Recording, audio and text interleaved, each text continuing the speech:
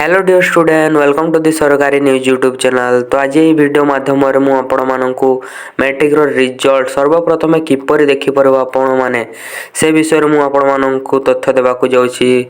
जदि आपण माने चैनल रे नुआ आछिचंती तो चैनल को सब्सक्राइब करनंतु, लाइक करनंतु एवं एही वीडियोटी को निज सांग साथी माननकु शेयर करनंतु। तो आपण माने जानिथिबे रिसेंटली एग्जाम सरीछि तो मैट्रिक रो रिजल्ट आमे सर्वप्रथम किपरि देखिबा के वेबसाइट रे जाई कि देखिबा एवं निज मैट्रिक रिजल्ट को केपरि डाउनलोड करबा सा एही वीडियो माध्यम रे मु आपनको जणैबा को जाउछि।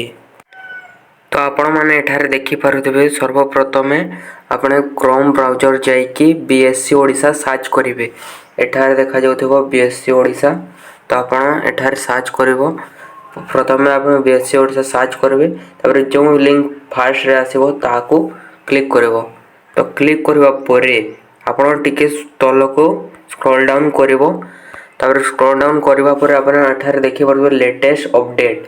तो एठारे जेतेबेले मैट्रिक रो रिजल्ट बाहरिबो सेतेबेले लेटेस्ट अपडेट द्वारा एठारे आपण मानकु सूचना दिया जाइथिबो कि एठारे गोटे लिंक आसुथिबो। तो आपण माने सेठारे सेही लिंक को क्लिक करी से वेबसाइट रे भीतर को जाई कि निजो रोल नंबर एवं निजो डेट ऑफ बर्थ दे कि निजो मैट्रिक रो रिजल्ट देखि पारिबे ओ प्रिंट आउट करि पारिबे।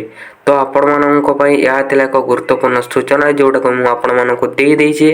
तो जदि चैनल रे नुआ आछन चैनल को सब्सक्राइब करि लाइक करि शेयर करनंतु।